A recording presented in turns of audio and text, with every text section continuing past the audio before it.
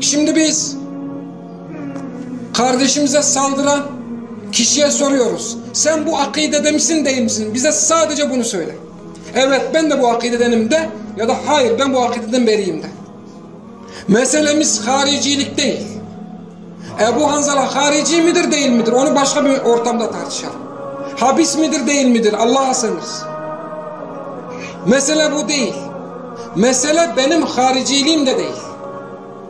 Mesele ortada bir iddia var.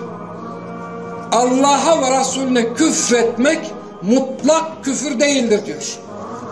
Bu şahsiyet, bu şirk davetçisi buna bir cevap versin önce. Bu akidede mi değil mi? O cevap vermeden önce biz İshak bin Rahaweyh'in bir sözünü aktaralım. Ecma'al muslimune ala enne men sebballaha ev sebbe rasulehu ev katele nebiyyen min enbiyaillahi azze ve celle ennehu kafirun bidhalike.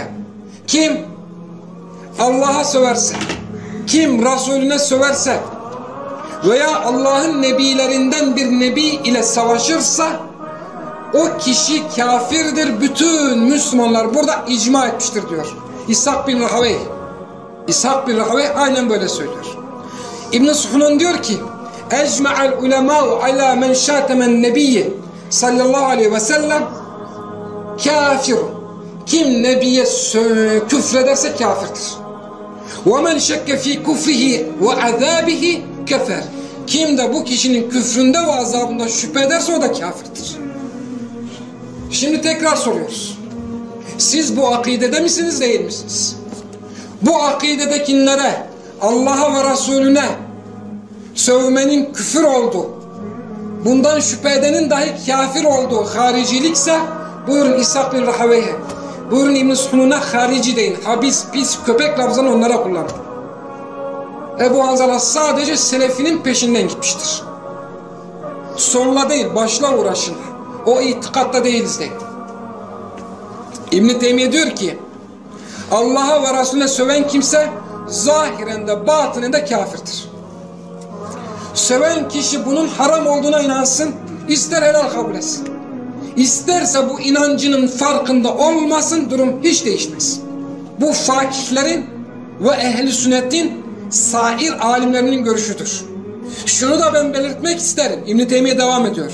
Söven kimsenin kafir olması istihlale bağlıdır görüşü de büyük bir hata ve büyük bir yanılgıdır diyor. Tekrar soruyoruz. Aynı kişiye, aynı şirk davetçisine tekrar soruyoruz. Allah'a ve Resulüne sövme konusunda bir, Elbani'ye iftira mı var? İftira yoksa Elbani ile aynı akidedeyim diyebiliyor musun? Ben Elbani ile aynı akidedeyim diyebiliyor musun? Değilsen ben Elbani'nin akidesinden beriyim diyebiliyor musun? Sadece bu sorunun cevabını şey yapıyoruz. Şimdi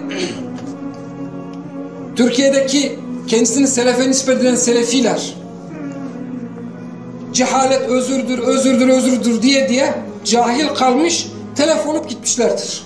Selefi değil, telefidir bunlar. Ayetleri ve hadisleri nasıl tahrif ettilerse kendi alimlerinin sözünü de tahrif ederler.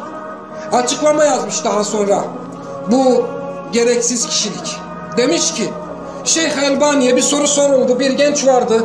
Tağutların zulmü altındaydı. Ahlakı çok bozuktu. Ahlaksız bir mahallede yetişti.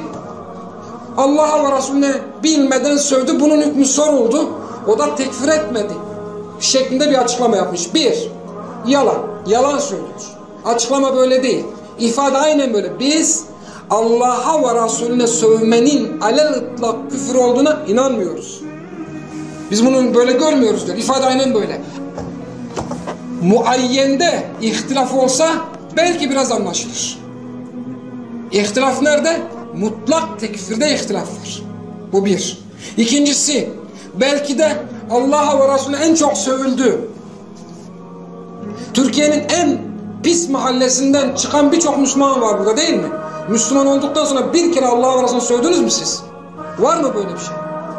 Bakın, bir kişi, bir fert, Ali'nin hükmü hakkında ihtilaf etmek başkadır. Ali'nin fiili hakkında ihtilaf etmek başkadır. Fiil hakkındaki ihtilaf kişiyi direkt itikadi meselede dinden çıkartır. Mevzu muayyen tekfir değildir. Aynen ifadesi böyledir. Alel ıtlak biz bunu böyle görmüyoruz diyor. Diyor ki bu kişi böyle reddiye falan da yazmaya çalışmış kendince. Ya Allah'ı sövmeye, küfür demeyen bir adamın nesini savunacaksın sen? Ne çabalarsan çabala, başarılı olamazsın. Diyor ki ey Ebu Hanzala diyor. Ben lafzen değil manen naklediyorum. Yarın benim lafızlarımı çarpıtmış demesinler. Elbani'yi tekfir eden bir tane alim var mı diyor senin gibi diyor. Aynı soruyu biz kendisine soruyoruz. Allah'a ve Resulüne küfretmeyi mutlak olarak küfür görmeyen Elbani'den başka hiç kimse var mıdır? Bak selefin icmasını naklettik. İmam İbn-i Teymiye ne dedi? Ehl-i sünnet ve fıkıhçılar ehl-i hadis burada icma etmiştir dedi. Aynı soruyu sen kendine sor, kendi nefsine bir sor. Elbani ile aynı itikatta hiç kimse var mıdır? Seleften veya haleften mutlak olarak Allah'a küfretmenin küfür olmadığına, Allah'a sövmenin küfür olmadığına inanan kimse var mıdır? Dikkat edin kardeşler. Allah ayaklarımızı sabit kılsın. Allah şeytanın peşinden koşturmasın bizleri. Biz bu küfretme meselesini geçeceğiz. 2 konuya daha değineceğiz. 2 konuya daha. Biraz inşallah sabırla dinleyin. Ben şimdi bu adama soruyorum. Ahlaksız bir kimse, cahil bir kimse, bilmeden gelip senin ailene sövse, aynı şekilde mazeretle kabul edecek misin? O adam senin ailene sövdü diye ben o adama düşman olsam, bana da harici, habis köpek diyecek misin? Bu soruya cevap versin. Şahsiyet ve onur sahibi ise bu soruya cevap versin. Biz hiç kimsenin ailesine küfrettirmeyiz. Düşmanımızın ailesine de küfrettirmeyiz. Ne küfrederiz ne de küfrettiririz. Vallahi bu adamın ailesine şurada birisi küfretse önce ona biz karşı çıkarız.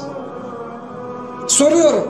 Kendi ailesine ahlaksız bir kimse küfretse o küfredilen karşıda biz mazeretli değildir desek, bize de harici habis diyecek o adamı mazeret görecek midir? Merak ettiğim bir konu daha var.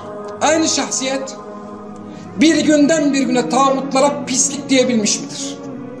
Aynı şahsiyet bir günden bir güne tağutlara köpek diyebilmiş midir? Aynı şahsiyet bir günden bir güne tağutlara habis diyebilmiş midir? Gerçekten merak ediyorum. Ve aynı soruyu tekrar soruyoruz. Allah'a ve Resulüne küfretme konusunda akidesini ısrar etmesin. Elbani ile aynı akidede mi? Yoksa Elbani'nin akidesinden beri mi? Bu birinci mesele, bu bitti. Gelelim ikinci meseleye.